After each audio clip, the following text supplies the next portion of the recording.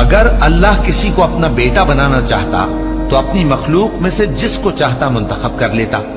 وہ پاک ہے، وہی ہے اللہ جو اکیلا ہے، بڑا زبردست ہے۔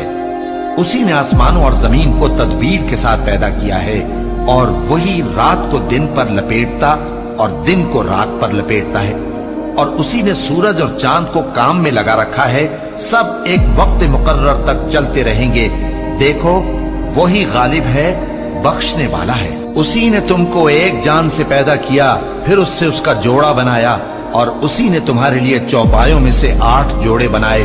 وہی تم کو تمہاری ماؤں کے پیٹ میں پہلے ایک طرح پھر دوسری طرح 3 اندھیروں میں بناتا ہے۔ یہی اللہ تمہارا پروردگار ہے، اسی کی بادشاہی ہے، اس کے سوا کوئی معبود نہیں۔ پھر تم کہاں بہہ کے جاتے ہو؟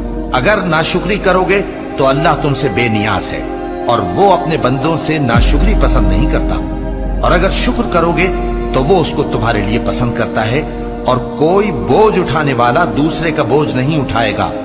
پھر تم کو اپنے پروردگار کی طرف لوٹنا ہے، پھر جو کچھ تم کرتے رہے وہ تم کو بتا دے گا۔ وہ تو دلوں کی پوشیدہ باتوں تک سے آگاہ ہے۔